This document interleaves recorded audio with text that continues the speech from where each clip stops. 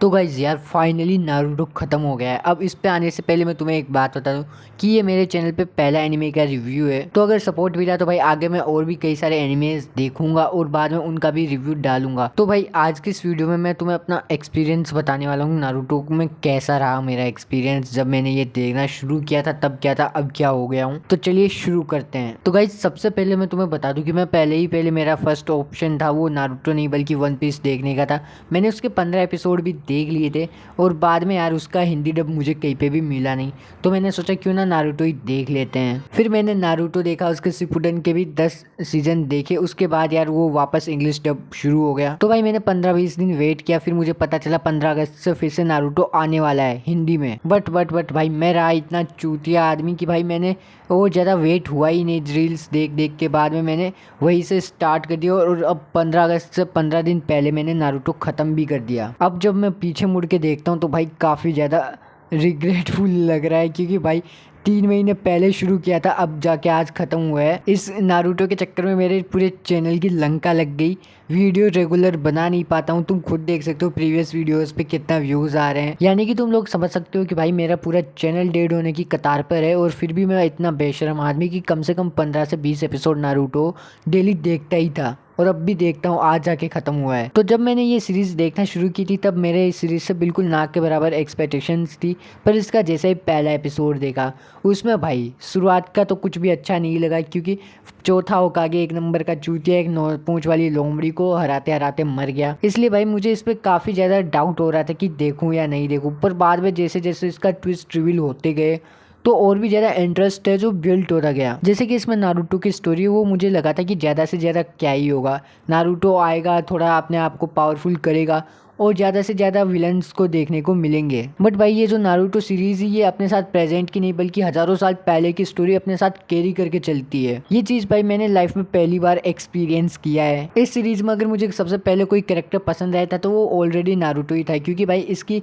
Funny हरकतें काफ़ी ज़्यादा बढ़िया थी। ऊपर से भाई पूरे गाँव का ये एकलौता चूतिया बंदा जो हर किसी के बहकावे में आ जाता था, फिर भी इसने अपनी जर्नी जारी रखी और बाद में भाई ये 0 से हीरो तक पहुँच गया। इस सीरीज़ की जो दूसरी चीज़ मुझे अच्छी लगी वो थी कि भाई इसमें साइड कैरेक्टर्स सबकी भाई अलग ही स्टोरी चलती और उनका जो आपस में कनेक्शन है वो काफ़ी बढ़िया लगा मेरे को। ऊपर से भाई हर एक साइड कैरेक्टर पोटेंशियल रखता है नारुतो को बीट करने का। सभी कैरेक्टर्स की भाई अलग अलग स्टोरी है, वो भी पोटेंशियल रखते हैं नारुतो की तरह दुनिया बदलने का, और उनके साथ भी नारुतो की तरह ही ट्रॉमा होता है, पर नारुतो ही एक अपवाद होता है जो उस रास्ते को सही रास्ता चुन पाता है। बाकी सारे आधे से ज़्यादा गलत रास्ता ही चूज़ करते हैं और वो विलन बन जाते हैं। तो अगर लॉजिकली सोचा जाए तो भाई इसमें नारुतो भी बस एक साइड कैरेक्टर ही है, यानी कि सबके सब साइड कैरेक्टर्स ये पूरे नारुतो सीरीज है वो आधी से ज़्यादा साइड कैरेक्टर्स से भरी हुई है यार। जैसे कि भाई विलन साइड में ओबिटो, पेन, मादरा, और हीरो साइड में भाई नारुतो, काकाशी, मिनाटो, जिराया, हाशिरामा और भी कई सारे कैरेक्टर्स। अब भाई अगर मैं नारुतो की एक छोटी सी ब्रांच भी पकड़ूँ ना, जैसे कि उसकी लव स्टोरी की हो गई या फिर उसके ट्रॉमा की हो गई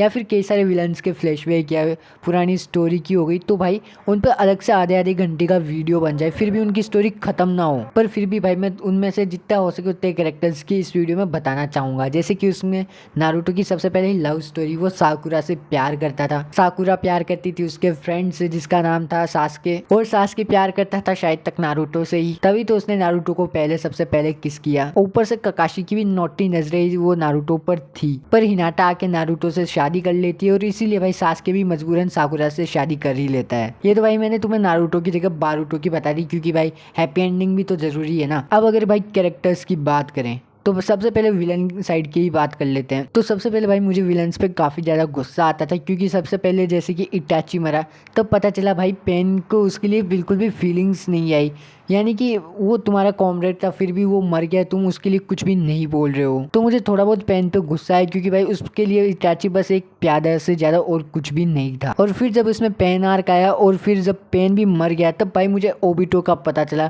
कि भाई असली मास्टरमाइंड तो यही है बंदा, और इसके लिए भाई पेन एक प्यादा था। फिर आया मादरा के लिए ओबिटो जस्ट एक प्यादा था। और ये तो भाई मुझे देखते ही पता चल गया था कि भाई मादरा है जो इसका यूज कैसे करेगा।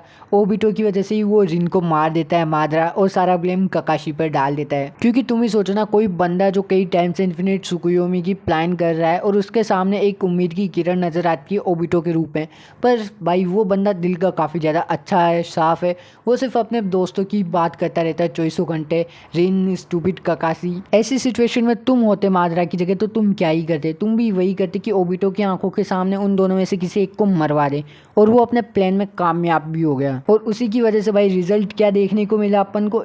4th great Ninja war. फिर आगे अगर वापस चले तो भाई मुझे इसमें लगा था कि चलो कोई ना, मादरा इसका असली मास्टरमाइंड है और भाई इसकी एंट्री, कूल स्वेग सब कुछ एक से बढ़कर एक था। पर जब भाई मादरा अपने पीक पर था तब भाई उसके ब्लैक जेट्सू ने उसे ही धोखा दे दिया, और बाद में पता चलता है ओ असली मास्टरमाइंड ये है जिसको भाई सबसे कमजोर बंदा ही सबसे बड़ा मास्टरमाइंड है, और वो हजारों सालों से वेट कर रहा था। उसने भी मादरा को एक मोहरा की तरह यूज किया, और इसलिए भाई मुझे ये चीज़ बढ़िया लगी कि जैसे मादरा जैसा लेजेंडरी कैरेक्टर है वो धोखे से मारा है। क्योंकि अगर वो नारुतो या सास्के से मर जाता तो भाई उसकी जितनी भी वो थी, जितना भी वो ओरा था, वो सारा माइनस में चला जाता है। तो भाई मैं विलन्स के लिए बस इतना ही कहूँगा कि भाई वो सारे विलन्स नहीं बल्कि ब्रोकन हीरोज थे जो किसी न किसी रीजन की वजह से रास्ते से भटक गए। अब भाई हीरो की तरफ वाले साइड कैरेक्टर से भी पहले कुछ और साइड कैरेक्टर्स की बात कर लेते हैं जो ज्यादातर अंडररेटेड ही रह गए। उनमें भाई सबसे पहला याई को। भाई उसका रास्ता काफी ज्यादा क्लियर था, वो जिराय के रास्ते पे चला और मरा भी। उसकी लाइफ में बस एक ही ग्रैंड था, वो था डेंजो, जिसने भाई पूरी तरीके से प्लानिंग करके उसकी ली थी। दूसरा अपना इटाची का दोस्त यार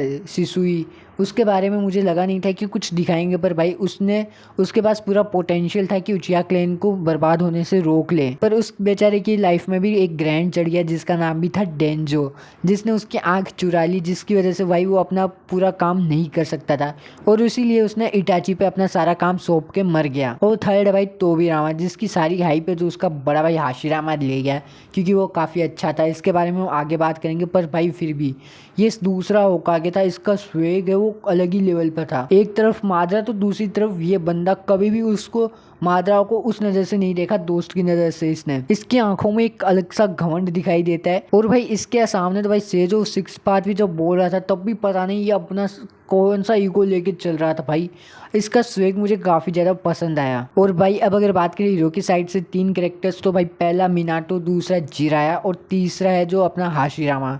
तीनों के पास भाई गॉड लेवल पावर थी।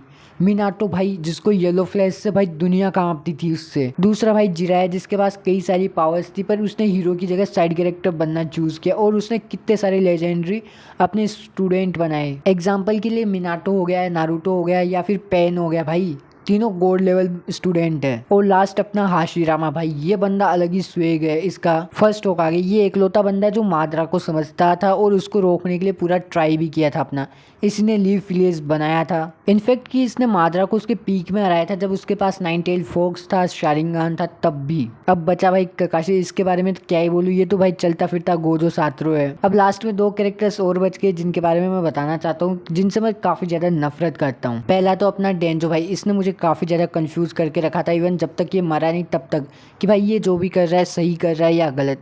पर बाद में वही बात है, जब उनका फ्लैशबैक देखा 2 कैरेक्टर्स का जो भाई दुनिया बदल सकते थे, इस डेंजो ने उनके जीना हराम कर दिया था। और तीसरा भाई अपना थर्ड होकागे। भाई मिनाटो जब मर के गया था तब उसकी वाइफ ने बोला था कि भाई मेरे बेटे का ध्यान रखना।